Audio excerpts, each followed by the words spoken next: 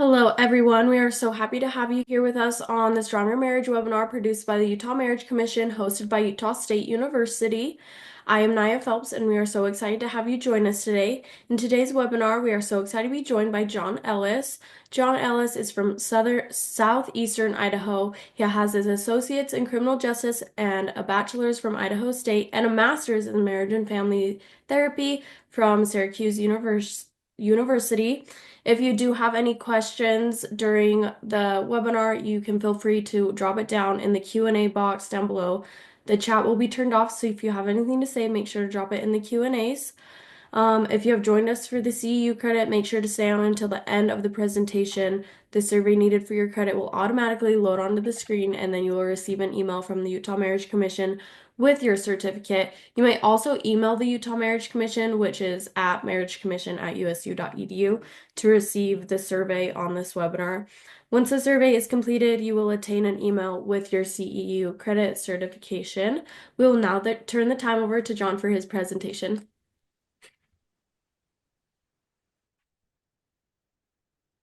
Awesome. Thank you, Naya. So just to get started, I'll talk a little bit about ketamine as a dissociative medicine. It was derived in 1962 by Calvin Stevens, who was a chemist. Actually pretty interesting.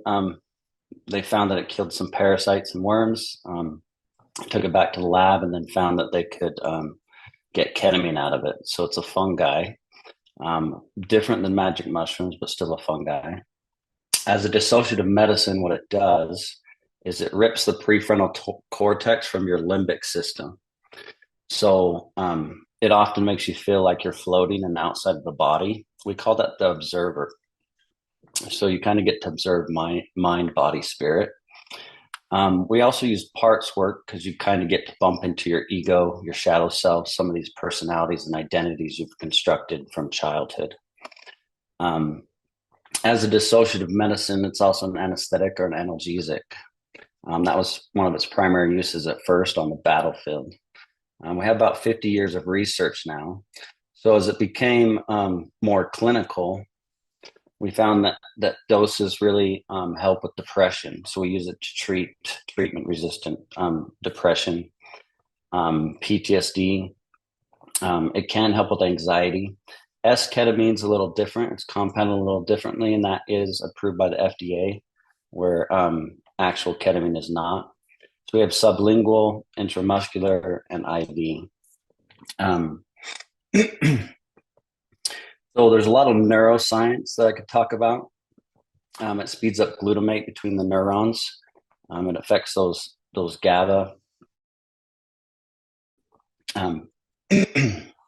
Serotonin, BDNF, it affects the default mode network, but it basically really mushrooms the mind. And as it does that, you get a lot of neuroplasticity. So that fast acting depressant effect, excuse me.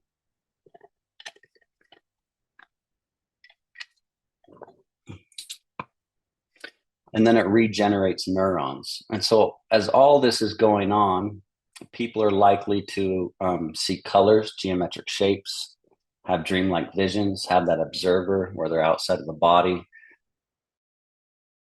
That's why we often talk a lot in psychedelics as people go on a journey.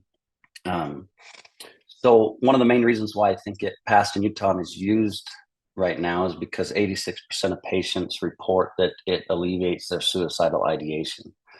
So besides being a really effective antidepressant, it really does resolve a lot of suicidal ideation. Now, I have a lot of anecdotal evidence of that in the last 3.5 years of practicing.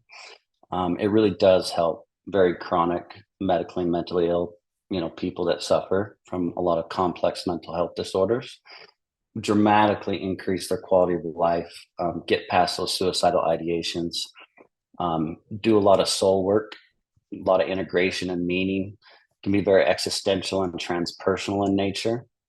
So I'm happy to field some questions. If you guys want to talk more about integration, or you really do have, some concerns, there's contraindications with ketamine. It's recommended right? If you have like a thyroid disease that needs to be stabilized, if you have bipolar, right, you need to be doing it with a therapist. Um, so there are some contraindications. There can be some long-term side effects as well with ketamine for the kidneys, especially if you use it a lot. You're not supposed to use it daily. So we have a lot of protocols, especially when we treat like complex PTSD.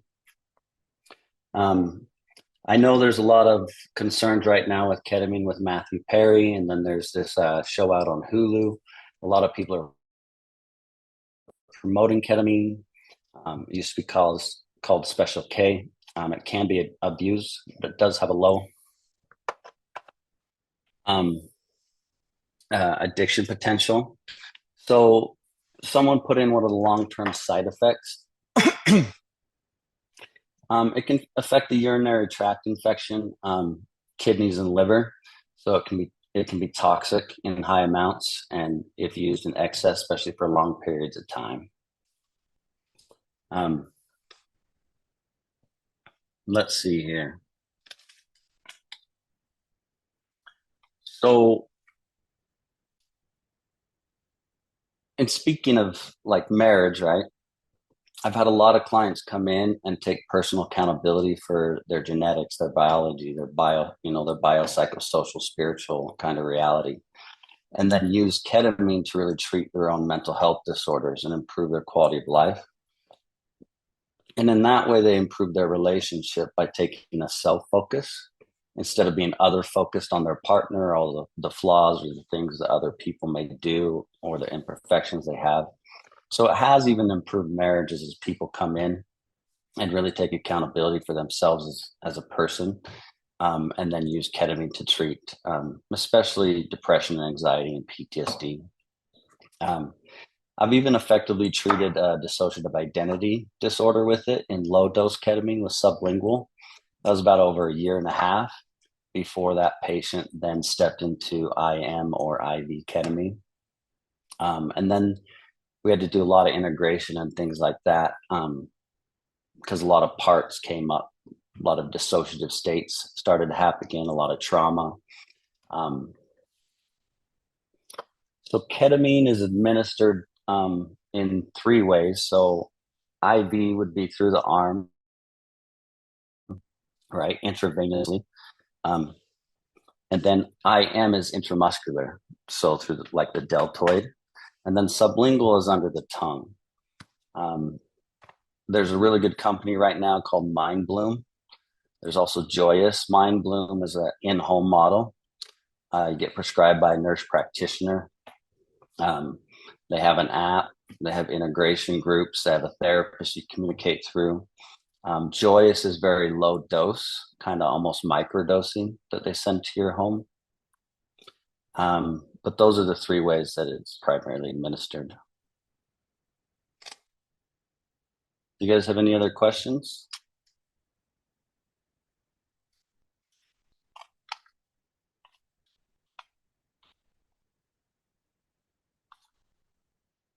So I'll kind of go into some of the spirituality I've seen. One of the primary demographics I treat is the LDS population, whether they're active or inactive members. In Layton, also, it can be a very Christian, Catholic. Um, and so some of this religious indoctrination, um, some of this religious indoctrination that they then have to work through quite a bit. Because think about it this way: let's say you take sublingual, but you don't quite dissociate from the body, right? Then you take a higher dose, and all of a sudden you feel out of the body. And let's say you have a chronic illness, and then thrust you back into the body. A lot of my clients will talk about like accepting mortality again, accepting the body again, accepting illness, accepting kind of their intelligence, their psyche, their consciousness, and then the difference. Um, so, as the dissociative medicine, some people talk about the veil being thinner. I've had clients definitely converse with like a mother who's passed, a sister by suicide, or something like that. Um, it can get pretty spiritual. And so integration is very important to make meaning and talk about those things. There's a few questions here. So therapists don't always attend administration. In Utah, if you're doing IM or IV, um, you are observed by like a physician assistant or a nurse practitioner. They monitor oxygen. So there are certain protocols for monitoring, make sure people are safe. But it's not always going to be with a therapist, especially low dose sublingual in your home. Um, so you're not always with someone. Usually you have a support person that checks on you. Because ketamine, like let's say you take sublingual or IM, it can spike your heart rate by 20 or 40. And so that's another contraindication is heart health, high blood pressure, things like that. It can spike your blood pressure pretty high. You don't want to be over 200. So kind of a rule of thumb is 160 because it can even bump you up over 40, for example, if you take intramuscular for your blood pressure. So it is important to be monitored or have a support person. Um, some people will stop breathing, and so they need to be reminded to breathe. So you kind of just touch them on the shoulder and reminding them to breathe and that they're safe, especially on high dose ketamine. Um, if someone thinks they may have been sexually abused in childhood, would you use ketamine to see if this is truly fact? Um, my initial response is no. I'd have them engage in therapy first in something like EMDR that works with like memory and emotion and narratives, and then maybe step into ketamine. Um, I don't think you should just jump right into ketamine and go on a journey. Um, Learning a little bit of mindfulness and kind of how to pass through kind of a journey like that, doing some breath work and noticing, not judging, especially if traumatic material does come up. Um, Take, for example, my own life. I had a sister that used ketamine after postpartum. She had had a second trimester abortion due to medical complications. This is after Roe v. Wade.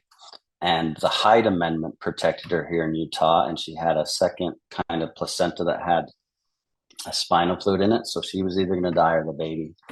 So she had this abortion. And then, ketamine can be used for postpartum. And she stepped into that. Now, she recalled some memories of the home that we had visited when we were young. Now, her recalling that after like 35 years really was hard for her. So I supported her through that. A therapist supported her through that. But sometimes recalling memories like that so vividly can actually be very hard. So you kind of have to be prepared for that and know how to cope through it and have support. So I wouldn't just jump into that immediately to know the truth of whether or not you were sexually abused or not. I think there's some preparatory work there to do, especially if you do end up recalling some memories. So we have what we call titration.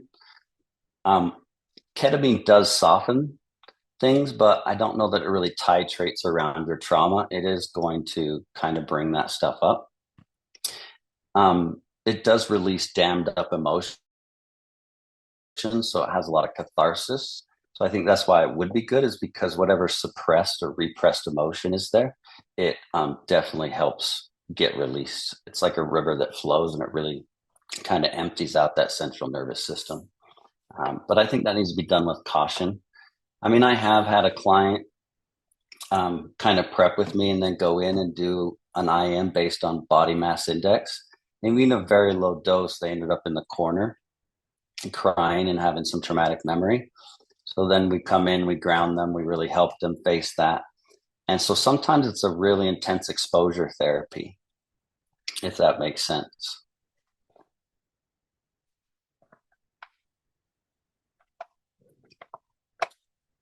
Any other questions?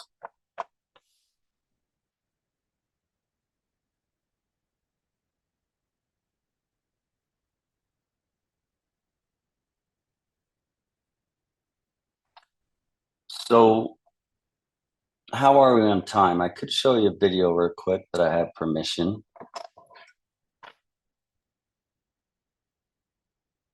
Oh my goodness. Sorry, I'm trying to turn my video on. There we go. So we have till 7, so you're completely good. You can share whatever you need to. And then if there's any issues, let me know. But I'm pretty sure I turned it on, so it should let you share your screen. How good is it with audio? If you turn it up on your end, we're usually able to hear it.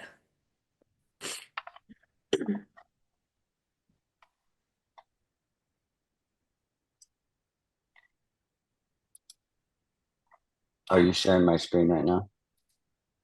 Let's see. It's not showing up yet.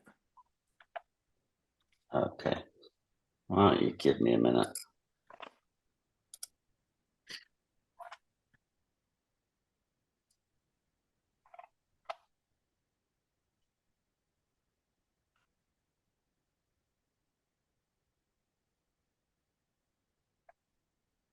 Is it letting you yet? Not quite.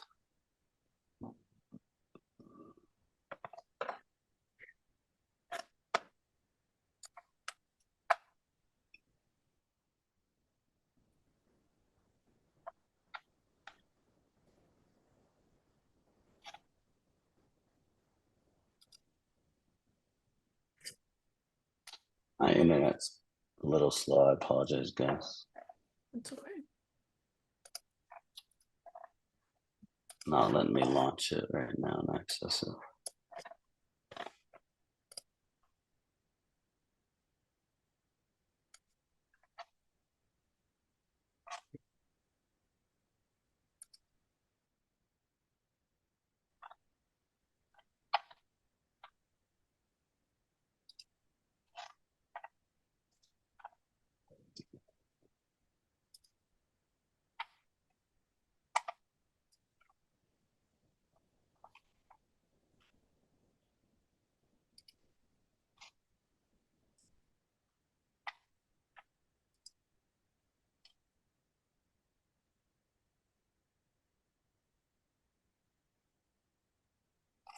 So, real quick, for PTSD among veterans, I've treated quite a few veterans and first responders.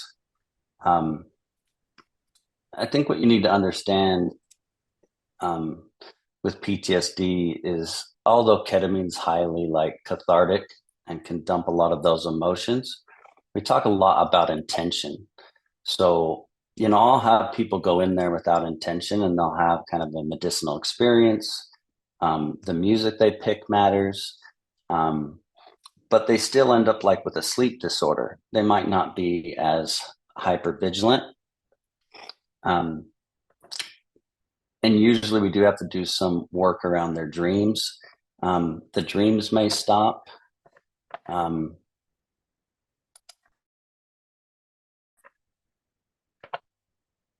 Sorry, guys, my internet's struggling a little bit here. But I do recommend it for veterans. I think people can really work through a lot um, with ketamine, especially the traumatic material. But I would say they need to be with a therapist. One, for those coping skills, and two, for integration and meaning making and dealing with any of that dream content in ketamine and at night. And they still kind of have to treat their sleep disorders if they have any type of insomnia. What I like with that is integrating EMDR. In fact, in a session when someone takes sublingual, um, and then kind of they're going through their experience and then they peak, and then on their way down, I'll actually use bilateral stimulation and actually integrate EMDR and help them integrate that experience, both like mind body bridging, so somatic work in that moment, so the body and mind reprocess right there. So resourcing and reprocessing, and then bringing them down off that experience and even processing some of that traumatic material if they're ready. Um,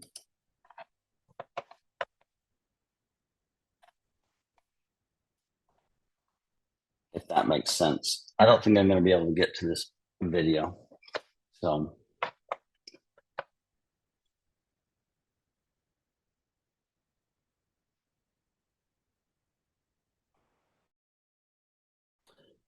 Yeah. So talking a little bit more about the religious or why some people might disagree with ketamine. Um, Let me think about that for a minute.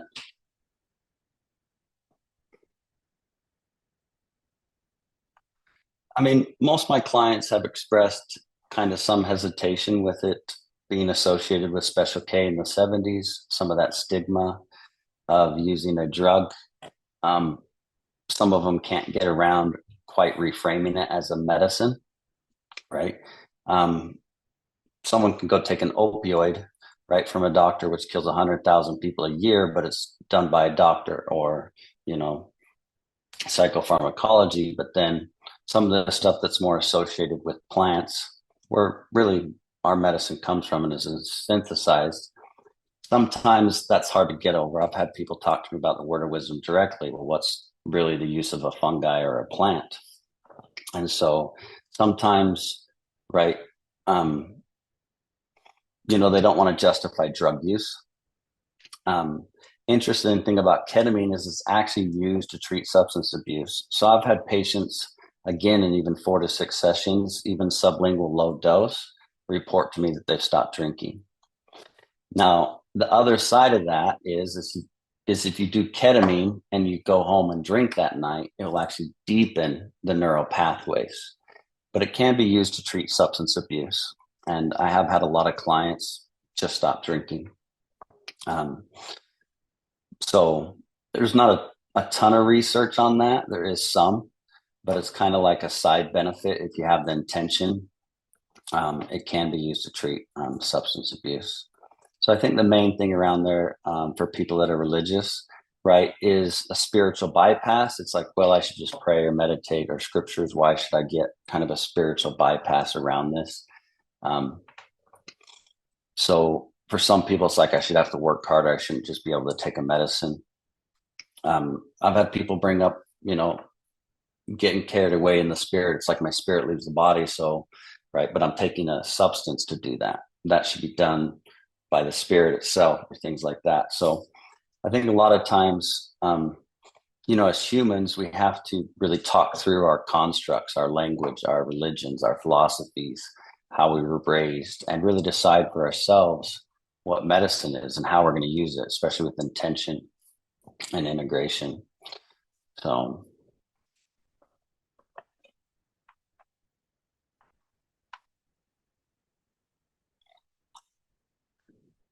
so for me personally, I grew up LDS, and I still don't drink, never smoked weed, um,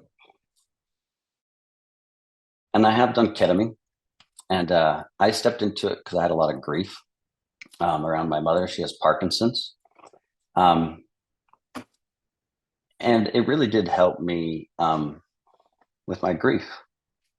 I did it about a year into practicing ketamine, so I took all the training, had helped a lot of people, had definitely seen the evidence of it as medicine, but really didn't step into it myself for about a year. Um, and I did. My first experience definitely was love, euphoria, um, utter connection and spirituality to myself, to nature, to creation, right? And then it kind of moved me through some colors, and then all of a sudden I was in my grief, and I felt it in my lungs and my chest, and I felt myself really expelling that grief. Um, can you describe integration and intention? So intention would be as simple as like what I just did. My intention is to alleviate my grief. So as you take the medicine intramuscular, sublingual, right, in your mind, you speak, my intention is to release my grief. We often use teach me, show me, um, help me release my grief. So speaking in your mind, a lot of self-talk, thinking about it, feeling that emotion is how we set intention. And then you let go, right? That intention set, and then you let it go.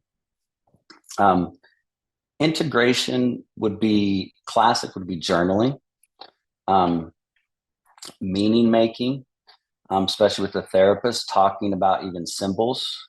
There was once that I became a tree, and I really felt like I knew what it was to be a tree, and my connection to nature as a boy and then as a man.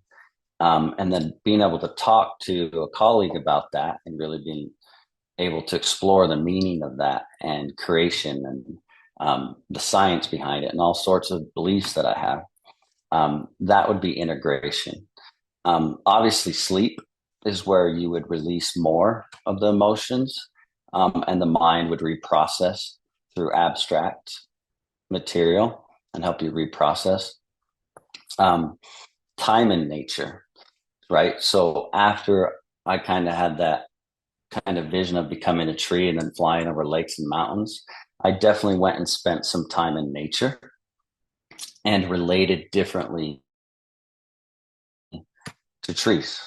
Um, my mother's an artist, so she paints trees and rocks, a lot of landscapes. And so I reconnected with her artwork. And then applying that in my life, right? My beliefs about nature, how I interact with nature, spending time in nature with myself, family. That's all integration.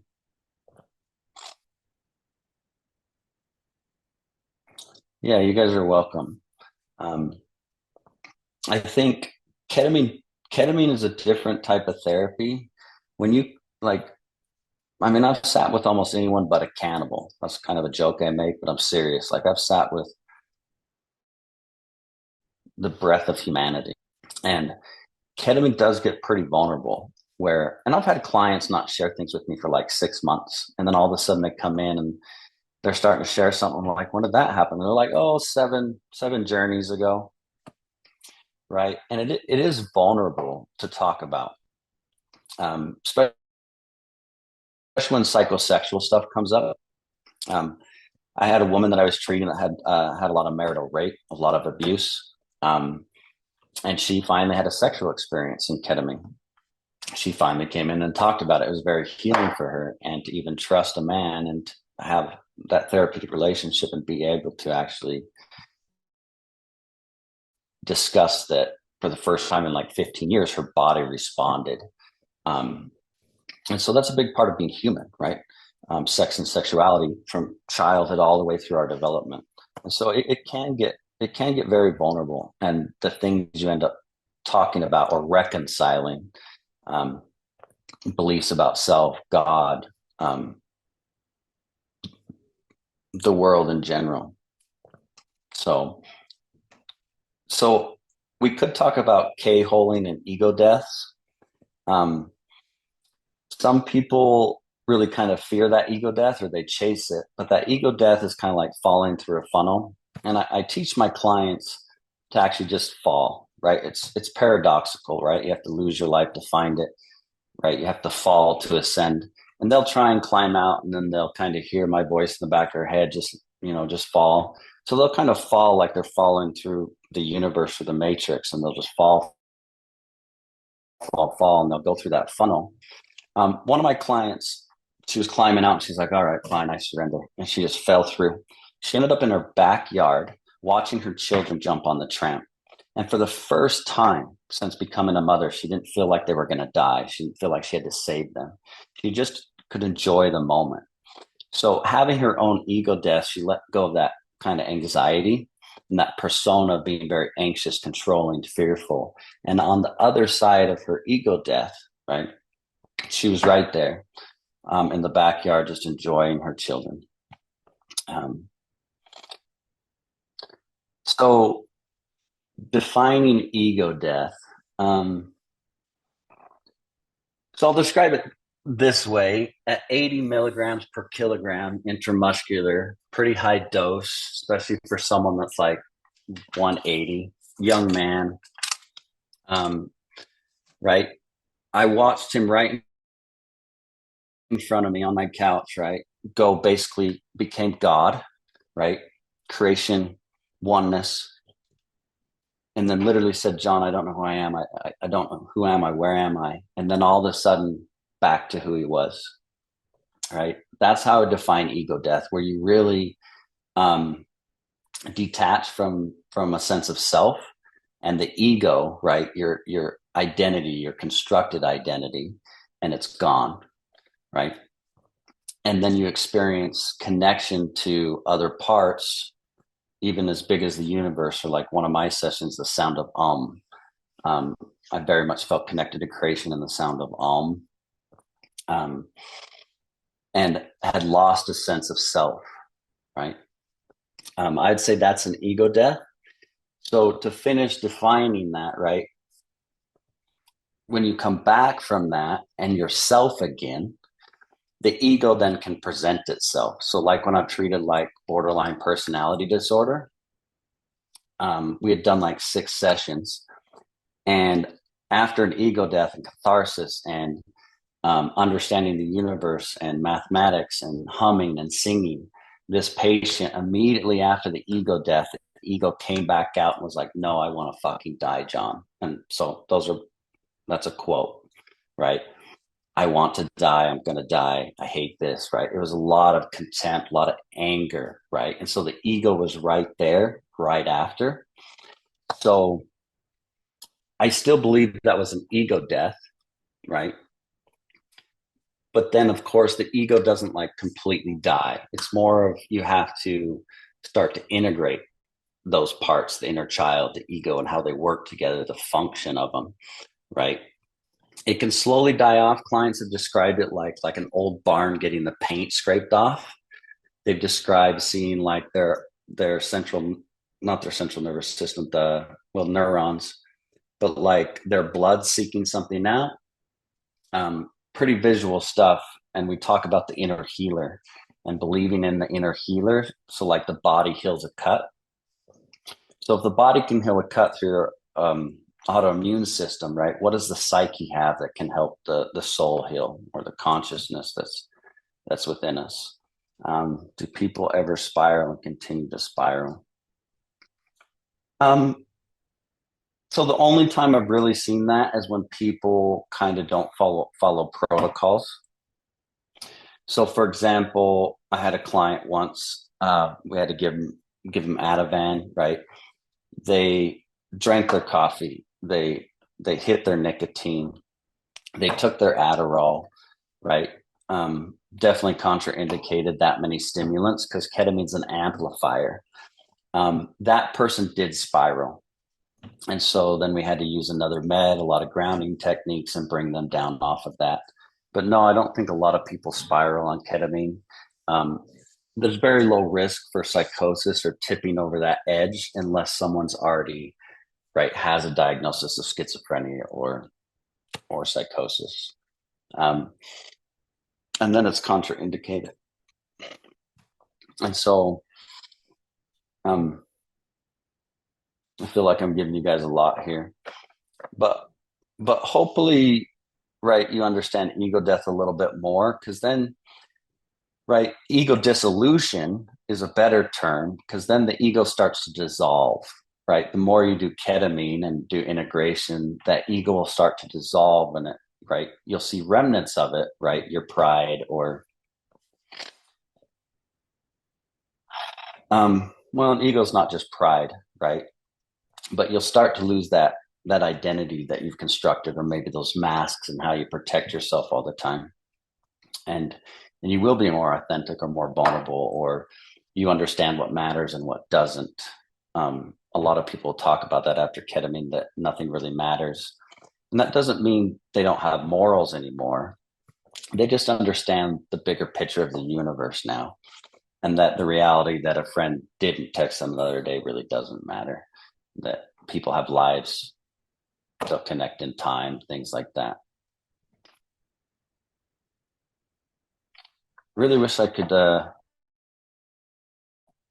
show you guys a video. I'm gonna try one more time.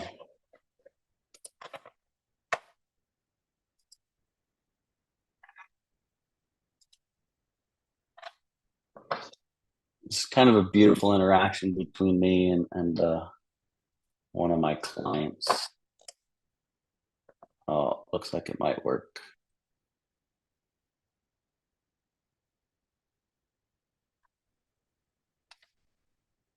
I treated this person for, yeah, about 2 years. And we finally had a private session together. She felt safe enough finally and asked me to do this session.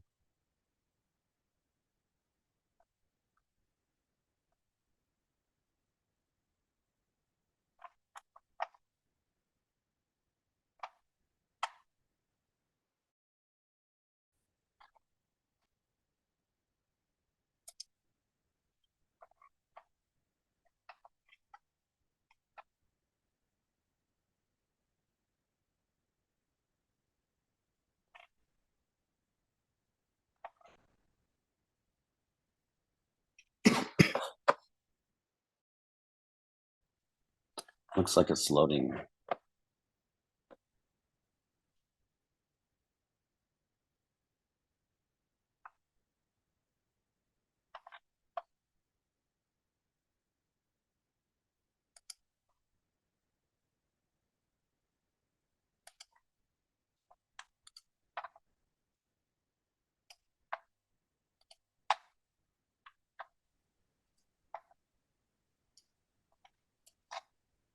Okay, so just while that video loads, if anybody else has any more questions for John, you can drop it down in the Q&A thing down below, um, just so he can answer all of them before the webinar ends.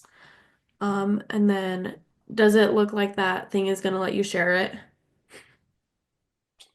Um, yeah, let me pause it real quick. No, sometimes it's Okay, such a pain. so layouts, application windows, desktop.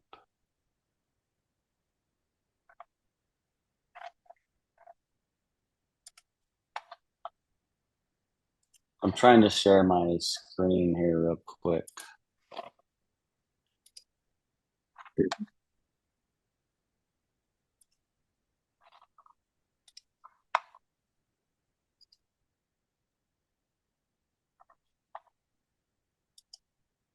Okay.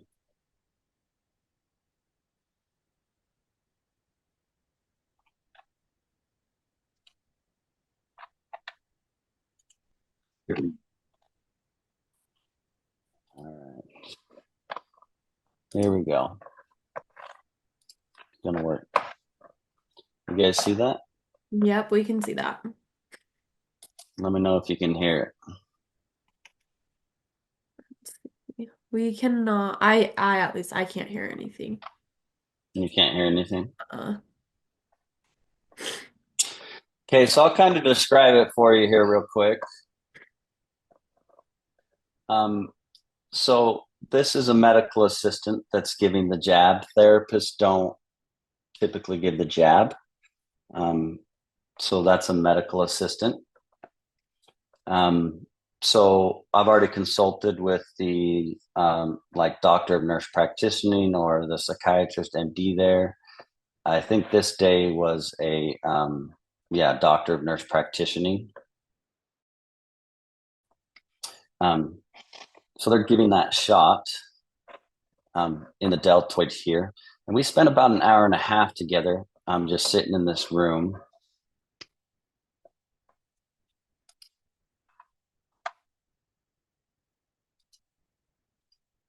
Internet's going to be a while.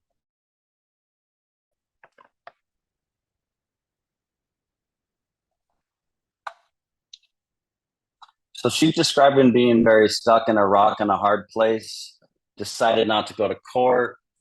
She set a boundary. So to kind of answer that question, how you integrate ketamine, she is on 80 milligrams.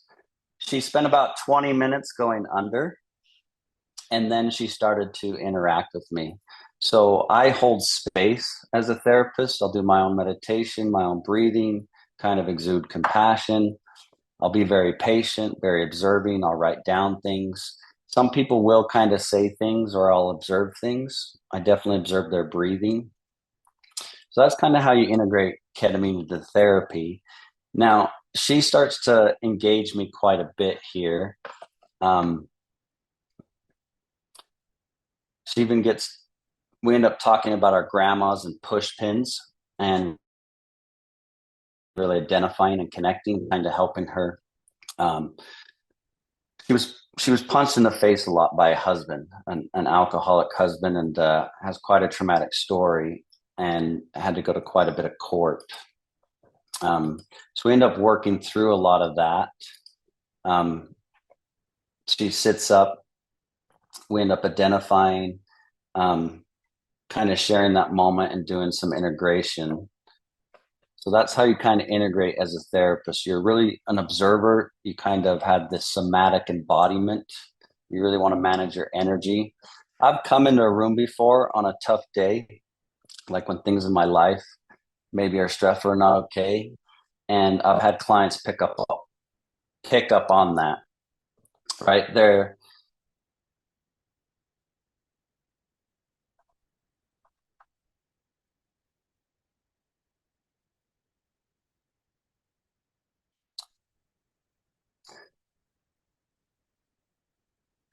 So she's talking about self advocacy right now and a lot of different things that she's changed since starting therapy and ketamine.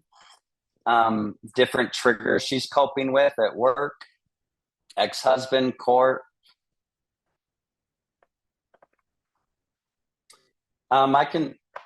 I can send you a PowerPoint that has slips. I have permission to use this in trainings from two of these clients, um, but I can look at sharing a clip or two. So she's talking about how she's crying her waters. She's going to her boss and saying, "Hey, this is happening at work. It's not okay." So she's really learning to self advocate and push back.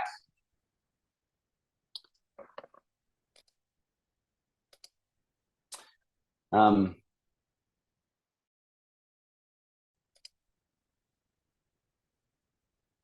Trying to find that spot. Some people get there's a spot where she gets on the ground. She really needed to express herself. So movement in ketamine is okay. Um, Sometimes I'm going to stop sharing my screen. Sorry, guys, this isn't the best platform to share video on.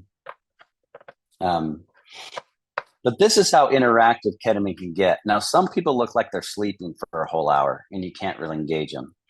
Others, after about 20 minutes, they'll come in and out of it. And then as they taper down, you can really engage them and they can do a lot of therapy right there. It's good too because it lowers their inhibition and they're more able to face trauma and talk through some of that stuff. So recently I've been using sublingual even to treat autism, and some even as young as 15. And it really helps them because they don't like to talk a lot. Um, let's see here.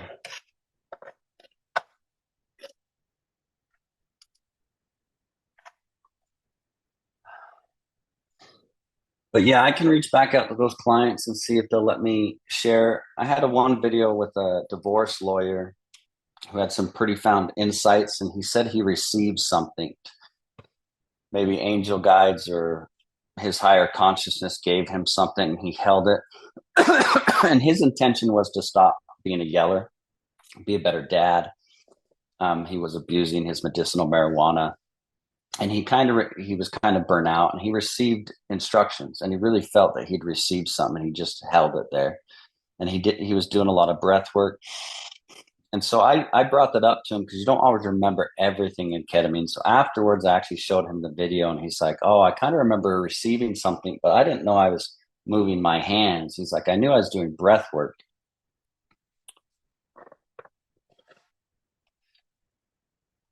So, um, doctor's office to do therapy, um, sublingual. So, for example, let's say a nurse practitioner gives you sublingual ketamine. Um, the ones I work with always give it to you to do in conjunction with therapy. So they bring their prescription with them. In the state of Utah, you can't store sublingual. You can store IM and IV at like your clinic, right? The DEA and all those things. It's a Schedule 3 drug, so right? Storage is important, but sublingual, you can get your own prescription, and they're pretty bitter and they're small. But you bring that to the therapy appointment, and then you dose usually right there in front of your therapist so that you're using it in conjunction with therapy.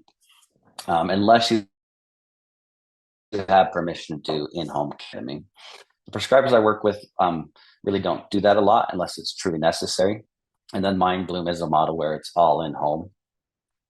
And there's a lot of oversight there with that.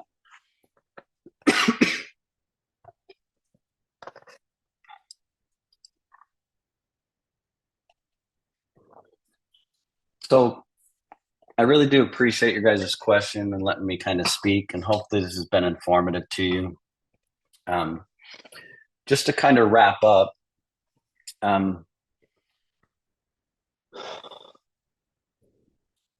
mean, ketamine does have a low addictive potential.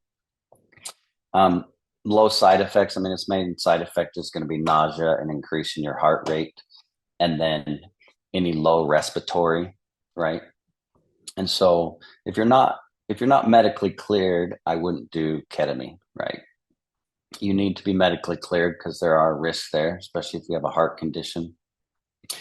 Um, and if you have like mental health disorders that really have been treatment resistant, so for example, your antidepressants and SSRIs and these other medicines really haven't worked, you really do need to collaborate with a medical provider and therapist to do ketamine.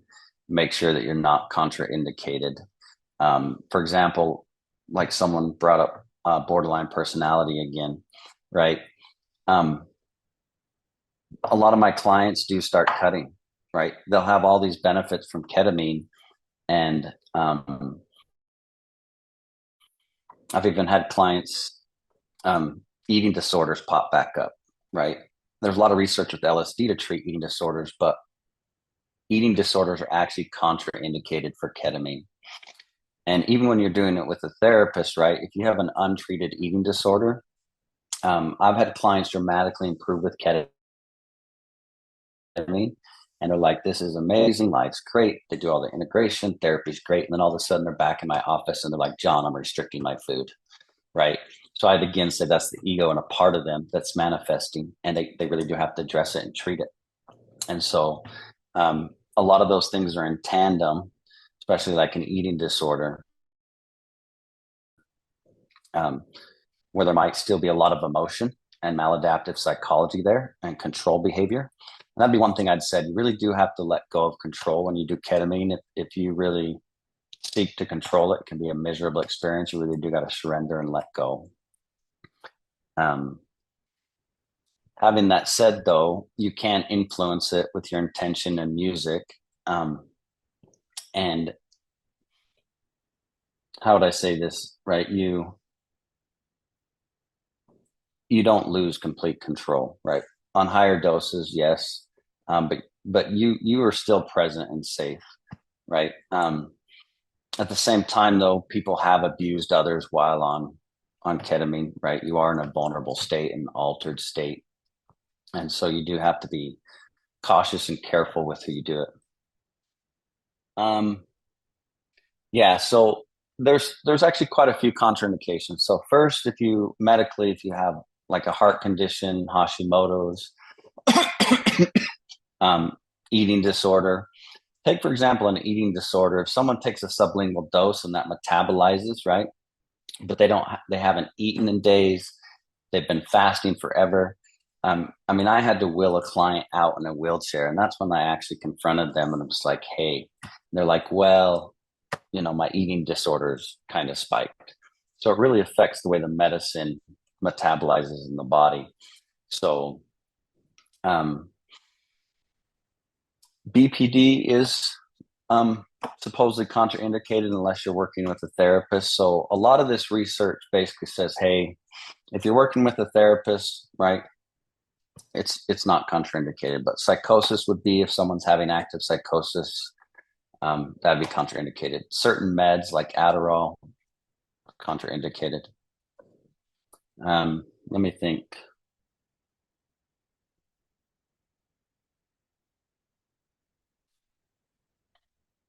My brain's trying to run through the whole list of them.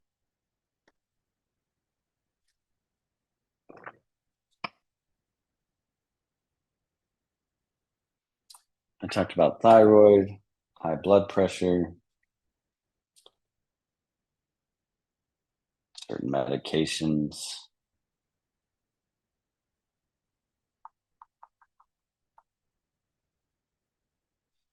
I mean, obviously age.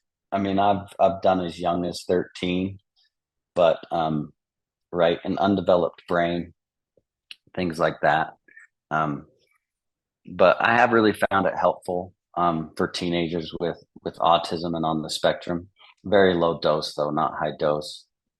Um, really improved quality of life. They're walking again, spending time with family, eating, bathing. It really has dramatically increased quality of life. It's even been found to reduce video game addiction. In fact, this young female, 15, autistic, was kind of upset at me because she's like, I'm not even playing as many video games anymore. Right. You've ruined my life type thing. But I kind of warned them that, yeah, that can be a side effect. People lose interest in some of those more addictive habits. Um, I can send you guys a PowerPoint if you want to email me at jellis.therapy.com. I can send you a PowerPoint that has all this on it. Very detailed training, especially all of its contraindications and research and links. And it does have the videos on there. Be happy to send you the PowerPoint so you can review that. I apologize. I can't. There's at least 20 different contraindications, but I taught you the main ones. But do we have any final questions before we wrap up?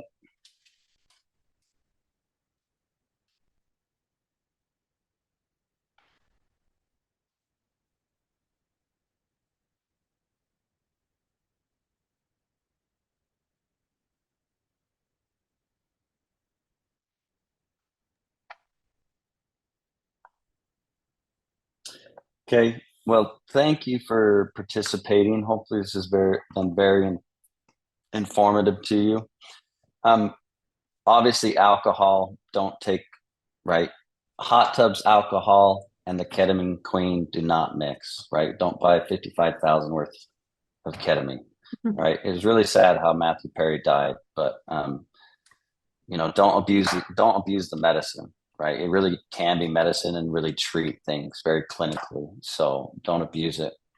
I will type the answer here real quick.